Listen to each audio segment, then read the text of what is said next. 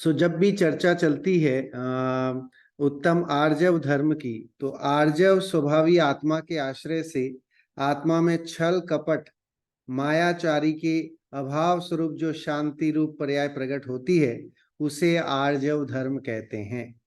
आर्जव मतलब मायाचार का अभाव। क्रोध मान माया, तीसरी कषाय कौन सी है? माया। और कषाय की परिभाषा क्या है? जो आत्मा को कसे अर्थात दुख दे, उसका नाम कषाय। तो ये जो परिणाम है, ये तीनों परिणाम क्रोध मान माया और लोभ रूप परिणाम, ये स्वभाव नहीं है। देखो, स्वभाव मतलब अपना भाव है ना, स्वभाव दो शब्दों से मिल के बनाए ना, स्वभाव। स्वभाव मतलब हमारा नेचर। हमारा नेचर मतलब हमारी शुद्धात्मा का, हमारी आत्मा का नेचर क्रोध करना, मान करना, मायाचारी करना, है ना, लोभ करना है ही नहीं। लेकिन ये विभाव है, इसलिए इनका नाम विभाव रखा है ना। ये विभाव परिणाम है जो आत्मा के साथ सहयोग सिद्ध संबंध से बंधते हैं और आत्मा को मेला कुचेला कर देते हैं, है ना, आत्मा की ज्ञान के आवरण पर पर्दा डाल देते हैं। इन कषाय रूप परिणामों से आत्मा ढक जाता है। आत्मा अपने वैभव से, अपने जो उसका स्वाभाविक गुण है, वो प्रकट नहीं हो पाता। और इसके कारण से जो है अनादिकाल से हम लोग दुखी हैं। क्यों? क्योंकि हम ये कषाय रूप परिणाम करते हैं। मायाचारी हमारे अंदर कूट कूट कर भरी हुई है। कूट कूट कर भरना एक मुहावरा है, बहुत ज्यादा। अब देखिए, तत्वार सूत्र में भगवान उमा स्वामी लिखते हैं, माया तिर्यक योन्यस्य, मायाचारी तिर्यंच गति का कारण है।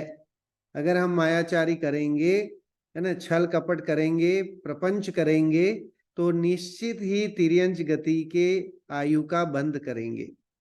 सो इसलिए मायाचारी से बचें और अच्छे भाव में, है ना, आगे जाके हमें अच्छा भाव मिले, जहाँ देव शास्त्र गुरु का समागम मिले, सही ये जिनवाणी सुनने, कानों पढ़ने का अवसर मिले। अभी तो मिला ही है, लेकिन अगर अभी हम जो है अपने जीवन को इन कषाय रूप परिणामों से, अच्छा मैं कह रहा हूँ बाद में हमने किसने देखा कोई बात नहीं, लेकिन वर्तमान में अगर आप ये कषाय रूप परिणामों को त्यागते हैं, तो इमीडिएट बैठे बैठे ही जो है सुख का अनुभवन करते हैं, है ना। आपको आनंद आएगा जब आप क्रोध नहीं करेंगे, जब आप मान नहीं करेंगे, मायाचारी नहीं करेंगे, लोभ नहीं करेंगे। आप लोभ से हट जाएंगे तो अपने आप जो है संतुष्टि आ जाएगी। यहाँ पर रिजुता अर्थात सरलता का नाम आर्जव का है। एकदम सरल, है ना, किसी के प्रति कोई जो जैसा नेचर है वैसा ही बोलना, है ना, जो मन में है सो ही वचन में होना चाहिए, वही जो है वो कार्य में भी होना चाहिए। लेकिन आज की दुनिया में दिखावा इतना है ना, कहते कुछ है, करते कुछ है, होता कुछ और है ना, मन में कुछ और है, वचन में कुछ और ही बोलते हैं, और काया की विकृति कुछ और ही होती है। तो इस तरह से ये तीन की जो है विरूपता होती है, तो वहां पर कषाय रूप परिणाम है, वहां पर मायाचार है। लेकिन ये तीनों की एकता है, तो वहां पर धर्म है ना। मन में भी जो है वही हमारे वचन में है, वही हमारी काया में है, वही हमारे चरित्र में है। हम बोले तो रात्रि भोजन नहीं करना चाहिए बोलते हैं, और खुद खाना खाएं रात को ठूस ठूस करके, तो फिर वो जो है वो धर्म नहीं है, वो दिखावा है, वो मायाचार है। हम कहते तो हैं कि साहब छना जल पीना चाहिए, लेकिन हम खुद ही नहीं पीते, है ना। हम और बाकी चीजें, जीवों के प्रति दया की भावना रखने की बात करें और खुद ही नहीं करें, तो वह मायाचारी है। ऐसी कितनी मायाचारी हम जो है दिन प्रतिदिन अपने सुबह से लेके रात को सोने तक की क्रियाओं में करते हैं। तो इसलिए रिजुता, सरलता होना चाहिए। आत्मा का स्वभाव सरलपना है ना। आत्मा में ये सब जो विभाव रूप परिणाम है जो आ गए हैं, है ना, अगर आप देखिए ये कषाय रूप परिणाम तो तैयार खड़े हैं, जीव ऐसे परिणाम भाव करे और ये इसके साथ संयोग संबंध बने। तो इसलिए द्रव्य कर्म, नौ कर्म और भाव कर्मों का ऐसा चक्र जो है ये चलता रहता है, और इसीलिए संसार खड़ा रहता है। तो कह रहे कि जब ये बंधन टूटता है तो संसार फिर का अभाव होना शुरू होता है ना। माया किसे कहते हैं? तो छल कपट को माया कहते हैं। ठीक है, छल कपट करना, अपने स्वार्थ के लिए है ना, किसी दूसरे का अहित करना, ऐसा कुछ अंतर में रखना। माया कषाय के कारण आत्मा में स्वभावगत सरलता न रहकर कुटिलता उत्पन्न हो जाती है। ठीक है, मायाचारी होती है तो मायाचारी का व्यवहार सहज सरल नहीं होता, उसको हमेशा डर रहता है कि मैंने जो छल प्रपंच किया है कहीं खुल गया, किसी ने देख लिया, किसी ने जान लिया तो मेरा क्या होगा। तो हमेशा भयाकुल रहता है, उसे हमेशा डर बना रहता है ना, कि और वो कभी सुख चैन नहीं होता उसको, जिसके अंतर में मायाचारी या छल कपट से कोई काम किया है। वह सोचता कुछ है, बोलता कुछ है और करता कुछ है, उसकी है ना मन वचन और काया की विकृति है। जबकि ये तीनों की है ना विकृति नहीं हो और समानता हो तो धर्म है। मन वचन काया की विकृति मतलब संसार सागर खड़ा है, और मन वचन काया की एक है ना एक वृत्ति, उसका नाम धर्म है, उसका नाम सहजता है, उसका नाम सरलता है, मृदुता है। तो इसलिए अंतर में वैसी सरलता सहजता हमारी होनी चाहिए। अपने साधर्मियों के प्रति प्रेम की भावना होना चाहिए, जीवों के प्रति दया की भावना होनी चाहिए। देखो शास्त्रों में हर चीज का अपना एक एक तरीका बताया। अपने साधर्मियों के प्रति सहृदयता की भावना, प्रेम की भावना। दौलत राम जी ने छह ढाला में लिखा है, गो गाय के बछड़े के प्रेम के समान साधर्मी का प्रेम होना चाहिए। एक गाय को अपने बछड़े से क्या प्रेम, कह रहे कि वो उसको कोई लालच नहीं है, उसको कोई लोभ नहीं है कि वो बछड़ा बड़ा होकर के गाय को घास फूस खिलाएगा या उसका कुछ बुढ़ापे का सहारा होगा। गाय का बछड़े के प्रति जो प्रेम है वो कैसा है, निस्वार्थ प्रेम। जगत में उसको निस्वार्थ प्रेम कहते हैं। एक पिता अपने बच्चे को पालता है, पोसता है, बड़ा करता है तो उसका स्वार्थ है कि वो बुढ़ापे में मेरा सहारा बनेगा, है ना, तो ये स्वार्थ है। लेकिन एक साधर्मी के प्रति प्रेम की भावना, दया की भावना अंतर में होना, ये गाय के बछड़े जैसा होना चाहिए, निस्वार्थ। अगर हम अपने किसी साधर्मी की सहयोग भी कर दें तो कभी बोले तक नहीं, अंतर में किसी तरह की मायाचारी नहीं रखें। सो ये अंतर में भाव होने चाहिए। जब हम कोई काम स्वयं ना कर सकें और उसे छल कपट या ठगी से सिद्ध करना चाहें, उसका नाम मायाचार है ना, कोई नहीं कोई तरीके से। आप देखिए, टैक्स बचाना, टैक्स चोरी करना भी एक मायाचारी है ना। हमने सोचा कि सरकार को नहीं बताएं, हम ऐसे ऐसे तरीके निकाल लें और उससे पैसा जो है वो बचाने की कोशिश करें, तो वो भी एक तरह से धूर्तपना है, मायाचारी ही है। अब देखिए, उनका वर्णी जी का आता है ऐसा कि वो उनके साथ एक बच्चा जा रहा था ट्रेन में, तो ट्रेन का टिकट लेना था, तो बच्चा वो शायद 12 साल से कम या 12 साल का हुआ ही था, वो है ना, उस जिस दिन यात्रा कर रहे थे उस दिन 12 साल का हुआ ही था, और 12 साल या 12 साल से ऊपर के बच्चों का टिकट पूरा लगता था या जैसा भी है। तो उन्होंने वो साहब टिकट ले लिया, तो टीटी कह रहा है उसे कि साहब इसकी टीटी की मतलब टिकट की क्या जरूरत है, ये तो वैसे ही 12 साल के नीचे, आप इसको बच्चा बोल के तो नहीं साहब, है ना, ये आज 12 साल का हो गया है तो इसका टिकट लगेगा, सो लगेगा। सो नियम कायदे जो है उस कायदे को फॉलो करना, वैसा रहना, सहजता सरलता होना, है ना, छल कपट नहीं होना, मायाचारी नहीं होना। हम जैसे हैं वैसे दूसरों को ना दिखाकर स्वयं को कुछ और दिखाना चाहते हैं, उसका नाम मायाचार है ना। हम हैं कुछ और दिखाना कुछ और चाहते हैं, है ना, जिसे बोलते हैं। और वचन में भी ऐसे ही होता है, मुंह में राम बगल में छुरी। कह रहे कि ऊपर तो अच्छा, बोलने में तो अच्छा है, लेकिन अंदर से पीठ पीछे छुरा घोंपने की भावना, है ना, तो अंदर मन में कुछ और है, मुंह में बहुत मीठा मीठा बोलता है कि साहब आप जैसा तो कोई है ही नहीं, है ना, इस तरह की बातें करता है। तो ये मायाचारी का गुण है, और मायाचारी जो है दुर्गुण है, गुण क्या कहें उसे, दुर्गुण है।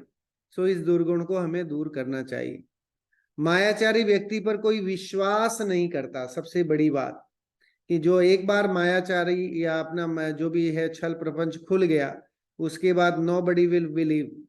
घर में भी अगर आप देखिए, एक पुत्र अगर कोई चोरी कर लेता है, कोई बात जो है माता पिता ने मना किया था उसके बाद भी वो कर लेता है, और अगर माता पिता को वो भेद पता चल जाता है, देन माँ बाप भी उस पर विश्वास नहीं करते हैं, अपनी संतान पे विश्वास नहीं करते हैं, इसका कोई भरोसा नहीं ये क्या कर जाए, है ना। छल कपट उजागर होने पर विश्वसनीयता जाती है और बहुत अपमान होता है, तो और लोग आत्महत्या तक कर लेते हैं, है ना। आपने देखे होंगे जितने भी सुसाइड वाले लोग हैं वो किस लिए, कि या तो उनका कोई भेद खुलना था और वो भेद जगत को पता नहीं पड़ जाए, इस चक्कर में आत्महत्या कर लेते हैं।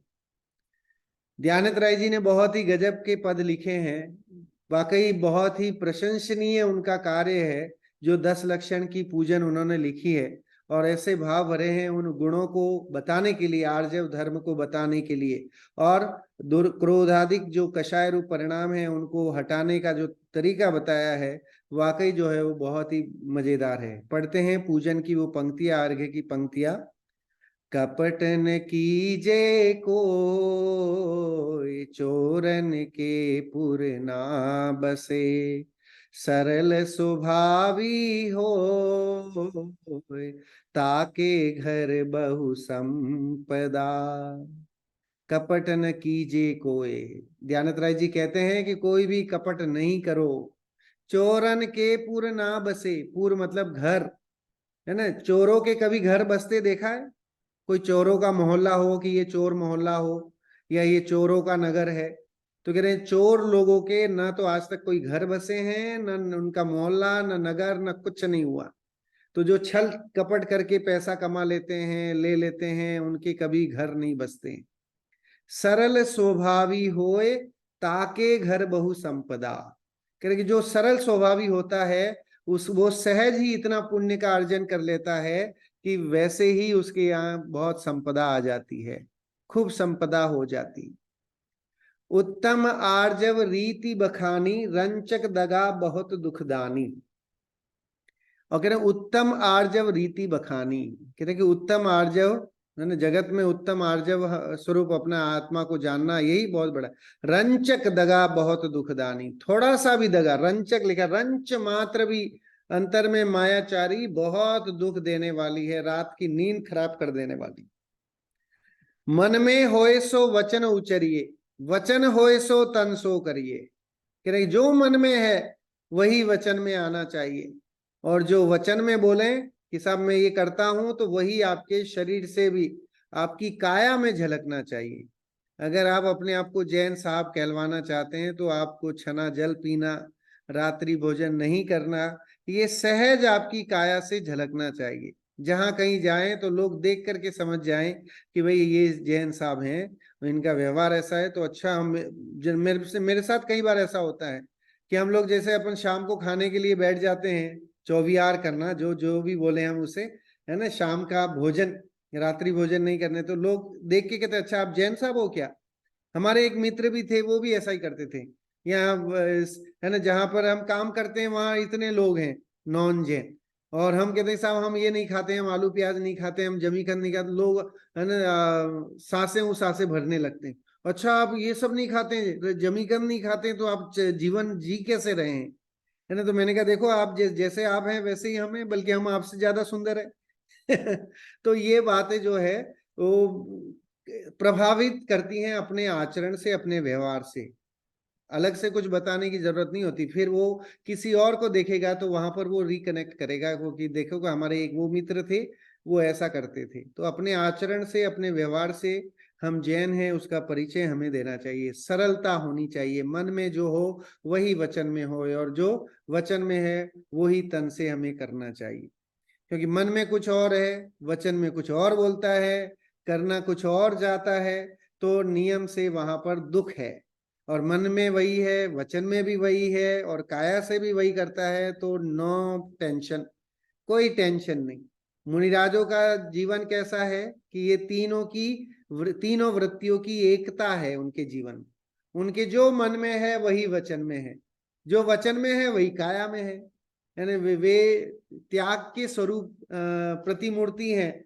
तो स्वयं अपनी आत्मा को जानते हैं, आत्मा की ही बात करते हैं, और आत्मामय ही जो है वह उनका जीवन है। उनकी काया देख करके लगता है कि जैसे चलते फिरते सिद्ध हों, है ना। मुनिराजों की चर्या के लिए आता है कि मुनिराज कैसे हैं कि चलते फिरते सिद्ध हैं, है ना। उन्हें चलते फिरते सिद्ध कहा गया है कि वो जैसे सिद्ध परमात्मा सिद्धालय में विराजमान है, वैसा ही प्रतिरूप यहाँ धरती पे हमें दिखाई देता है। सो मन में होए सो वचन उचरिए, वचन होए सो तन सो करिए, है ना। करिए सरल तिहु जोग, अपने देख निर्मल आरसी। मुख करे जैसा लखे तैसा कपट प्रीति अंगार सी, है ना। कपट प्रीति को क्या बोला, अंगार की तरह। अंगार मतलब वो कोयला जो जल जाता है ना, तो जल के वो एकदम शांत पड़ा हुआ है, लेकिन उसके अंदर आग अभी भी जल रही है अंगार में। तो ऐसे ही कपट प्रीति जो है वो कैसी है, वो अंगार जैसी है कि वो जलती रहती है, अंदर अंदर धधकती रहती है। बाहर से सब अच्छा लगता है, लेकिन अंदर छल निकल नहीं जाए, है ना, कहीं भेद खुल नहीं जाए, कहीं सीक्रेट पता नहीं चल जाए, उसका हमेशा डर बना रहता है। नहीं लहे लक्ष्मी अधिक छल करी, कर्म बंध विशेषता, भय त्यागी दूध बिलाव पीवे, आपदा नहीं देखता। देखिए लिखा, नहीं लहे लक्ष्मी, लक्ष्मी मतलब लक्ष्मी, लक्ष्मी उसके पास रहती ही नहीं है जो छल कपट करता है। मायाचारी करके पैसा इकट्ठे करने वाले कितने इंडिया से इनको भागना पड़ा, है ना, कईयों को जेल में जाना पड़ा। तो इसलिए जो है उन चीजों से बचें, और कह रहे कि कर्म बंध विशेषता, और कर्म की का बंध भी होता है। मायाचारी जो है वो कर्म का बंध का कारण है, तिर्यंच गति की आयु का बंध का कारण है।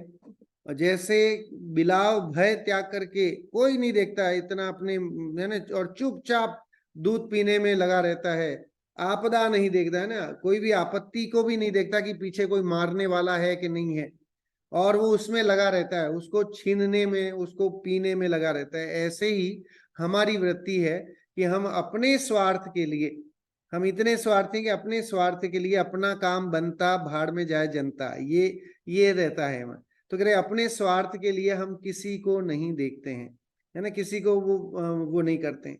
तो इसलिए भी जो है अंतर में सरलता, सरलता रूप भाव हमारे परिणाम अंतर में होने चाहिए, है ना। उत्तम आर्जव रिजुता का नाम, सरलता का नाम, है ना। जैसा आत्मा का स्वभाव है, आत्मा ज्ञान और दर्शन स्वभावी है, उपयोगमय उसका लक्षण है, ऐसा आत्म स्वरूप के, उसको स्वरूप को छोड़ करके और हम जो है वो क्रोध मान माया लोभ रूप आत्मा को देखते हैं, पहचानते हैं, तो हम क्या कर रहे हैं, अपना ही घात कर रहे हैं। शास्त्रों में आता है कि देखो दर्शन, सम्यक दर्शन नहीं होना मतलब आत्मघात है। हम इस मनुष्य भव में भी अपना आत्मघात कर रहे हैं कि इतना सब सब कुछ मिला, है ना, सब वो मिला, लेकिन फिर भी जो है हम क्या करते हैं कि अभी भी जो है वो समागम मिलने के बाद, जिनवाणी मिलने के बाद भी सम्यक्त्व की ओर उन्मुख नहीं होते हैं, सम्यक्त्व की ओर एक कदम नहीं बढ़ाते हैं, है ना, अपने अंतर में आर्जव धर्म नहीं प्रगटाते हैं, सरलता नहीं लाते हैं, मन वचन काया की एकता नहीं लाते हैं। देखिए मन वचन काया की एकता वाला लौकिक में, ईय भव में भी सुखी होता है, और पर भव में भी सुखी। ये 10 धर्म जो हैं, अगर हम इनको अपने जीवन में, इनके इन गुणों को अगर अपना लें, तो ये भव तो हमारा सुधरेगा ही सुधरेगा, निश्चित ही हमारा परभव भी सुधरेगा, है ना। देखिए एक छोटे से भजन के माध्यम से समझते हैं। यहाँ पर भक्त जो है प्रभु से ये प्रार्थना, मतलब समझ लीजिए कमिटमेंट दे रहा है, कमिटमेंट कर रहा है कि अब हम संसार में नहीं भटकेंगे। प्रभु जी अब ना भटकेंगे संसार में, अब अपनी हो, अब अपनी खबर हमें हो गई। प्रभु जी अब ना भटकेंगे संसार में, अब अपनी हो, अब अपनी खबर हमें हो गई। भूल रहे थे निज वैभव को, पर को अपना माना, विष सम पंचेंद्रिय विषयों में ही सुख हमने जाना। पर से भिन्न लखूं निज चेतन, मुक्ति निश्चित होगी। प्रभु जी अब ना भटकेंगे संसार में, अब अपनी हो, अब अपनी खबर हमें हो गई। तो 10 धर्मों से हमें अपनी खबर हो जाए, है ना, हमें, मैं कौन हूं, मैं कहाँ से आया हूं, और मेरा रास्ता क्या है, आगे की मेरी मंजिल क्या है। ये 2-3 क्वेश्चन है आसान से, मैं कौन हूं, पहला क्वेश्चन, सबसे पहला क्वेश्चन। बहुत सारे शास्त्र पढ़ने की कोई जरूरत नहीं है। इस मनुष्य भव को सुरभित करने के लिए, अच्छा बनाने के लिए इतने सारे मैंने शास्त्र पढ़ने की जरूरत नहीं है।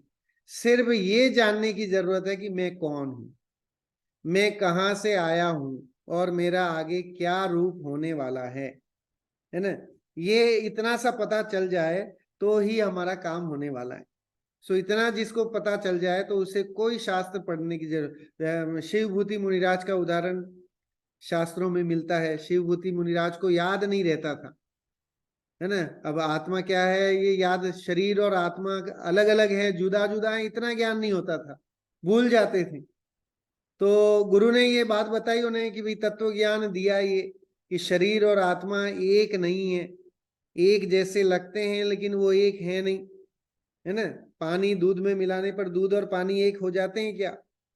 या कलर डालने से, रंग डालने से क्या वो शरबत में रंग डालने से क्या वो पानी रंगीला हो गया क्या? कह रहे कि वो रंग रंग में है और पानी पानी में है, दोनों क्या अपना अस्तित्व है। अगर पानी में नमक डालें तो वो घुल जाता है, खारा हो जाता है, तो क्या पानी खारा हो गया? तो कह रहे साहब आप उसको बॉइल्ड करेंगे तो नमक और जल जाएगा, पानी उसको अलग किसी विधि से अलग वापस किया जा सकता है, उसको सेपरेट किया जा सकता है, उसके खारेपन को हटाया जा सकता है।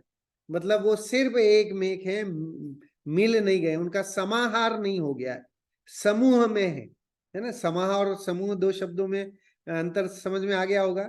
समूह मतलब होता है ग्रुप, जैसे हम दो चार लोग मिल करके एक समूह बना सकते हैं, लेकिन हम समाहार नहीं हो सकते।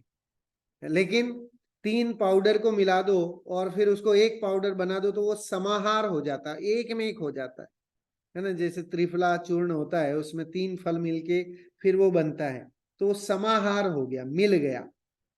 तो ऐसे ही शरीर और आत्मा का समाहार नहीं हुआ है, शरीर और आत्मा समूह में है।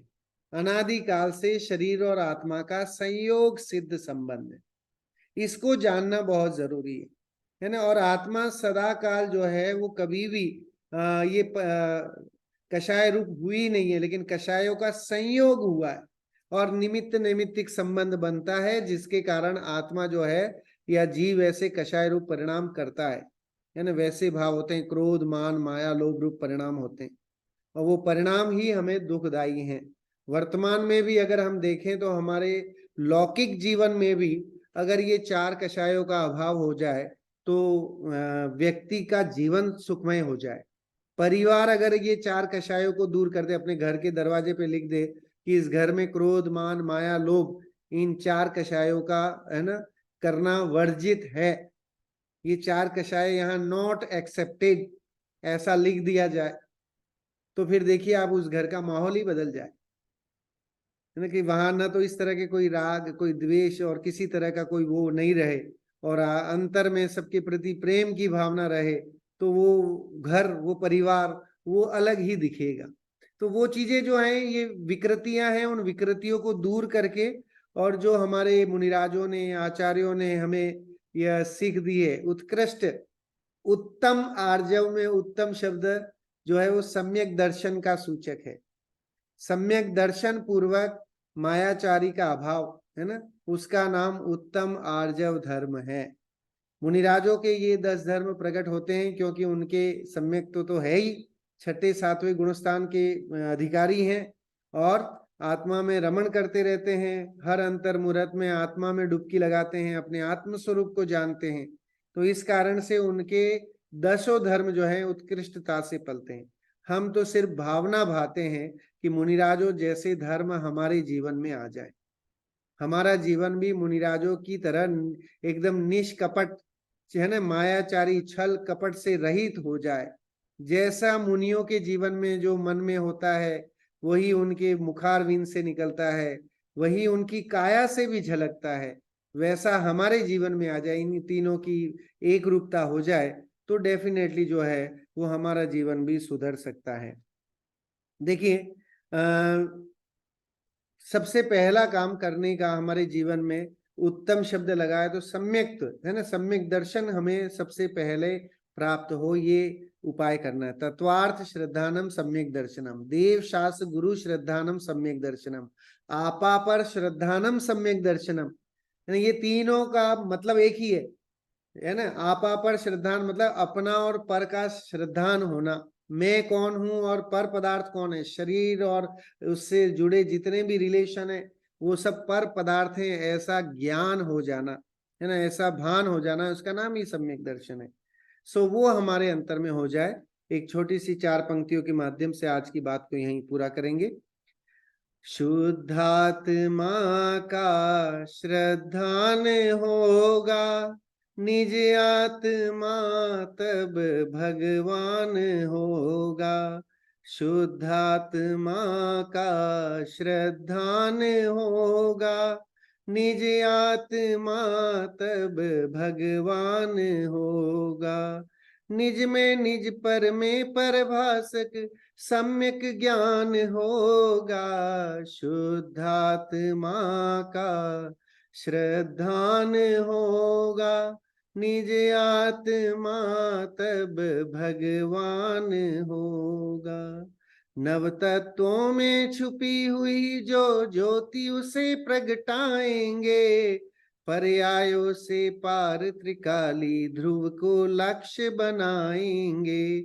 शुद्ध चिदानंद रसपान होगा, शुद्ध चिदानंद रसपान होगा। निज आत्मा तब भगवान होगा। शुद्धात्मा का श्रद्धान होगा, निज आत्मा तब भगवान होगा।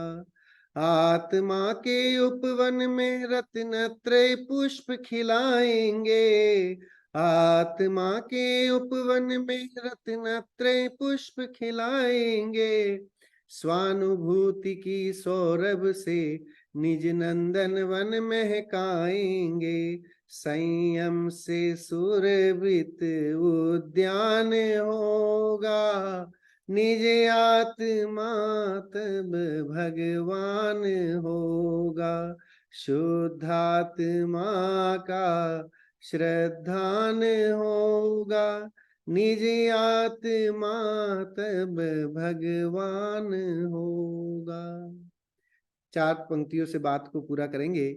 आर्जव आत्मा का स्वभाव है, मायाचारी विभाव है। स्वभाव और विभाव की चर्चा आज अपन ने की। छल कपटी तो डरता छिपता, सरल स्वभावी निर्भय रहता, है ना। निश्चिंत रहना है, टेंशन फ्री रहना है तो हमें सरल स्वभावी होना चाहिए। माया से मृदुमती पशु हुए और आर्जवी वादिराज प्रभु हुए।